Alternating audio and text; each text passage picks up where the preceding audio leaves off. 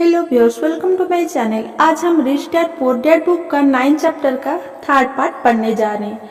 शुरू करने का तीसरा पार्ट। अपने दोस्तों को सावधानी से सुने। साथ रहने की ताकत। सबसे पहले तो मैं यह बता दूं कि मैं अपने दोस्तों को उनकी अमीरी के हिसाब से नहीं चुनता।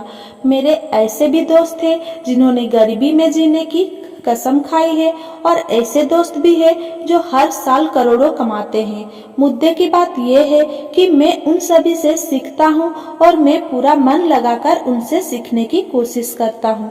मैं यह मानता हूँ कि मैंने अमीर लोगों की तलाश की है, परंतु मेरी नज़र उनकी दौलत पर नहीं बल्कि उनके ज्ञान पर थी। कई मामलों में ऐसे अमीर लोग मेरे अच्छे दोस्त बन गए, जबकि कई बार ऐसा नहीं हुआ। परंतु मैं आपको एक अंतर बताना चाहूँगा।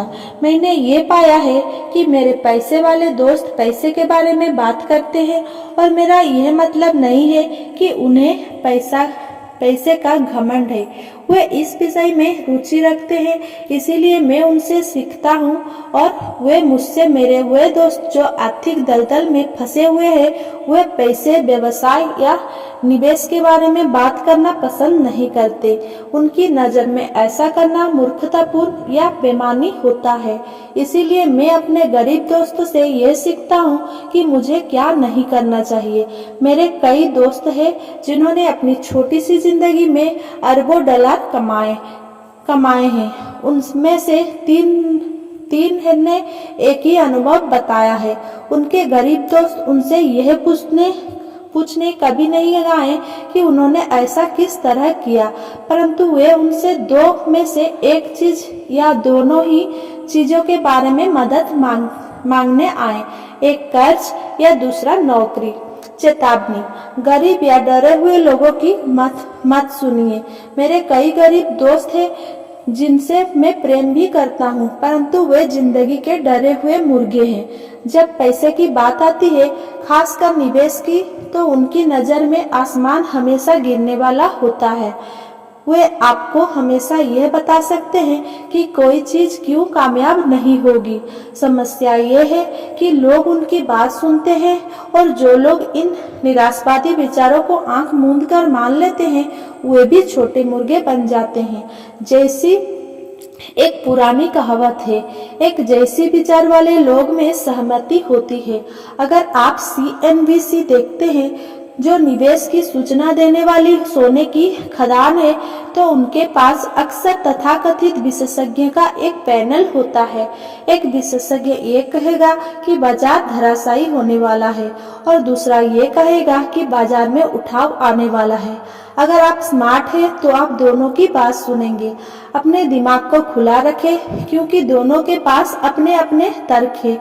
दुर्भाग्य से ज्यादातर गरीब लोग छोटे मुर्गे की बात सुनते हैं। मेरे बहुत से गरीब मित्र हैं जो मुझे किसी सौदे या निवेश से रोकने के लिए अपने तर्क देते हैं। कुछ साल पहले मेरे दोस्त ने मुझे बताया कि यह इसीलिए रोमांचित था क्योंकि उसे अपनी जमा पूंजी पर 6% ब्याज वाला ब्रांड मिल गया है। मैंने उसे बताया कि मैं सरकार से 16% ब्याज कमा रहा हूँ।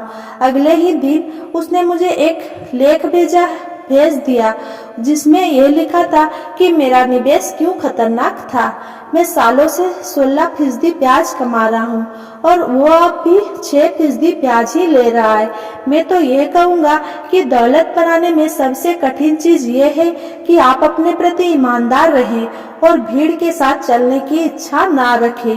बाजार में आमतौर पर भीड़ सबसे बाद में होती है और इसीलिए हलाल हो जाती है। अगर मुख पृष्ठ पर किसी बड़े सौदे की खबर छपी है तो ज्यादातर मामलों में बहुत देर हो चुकी है। किसी नए सौदे की तलाश करें।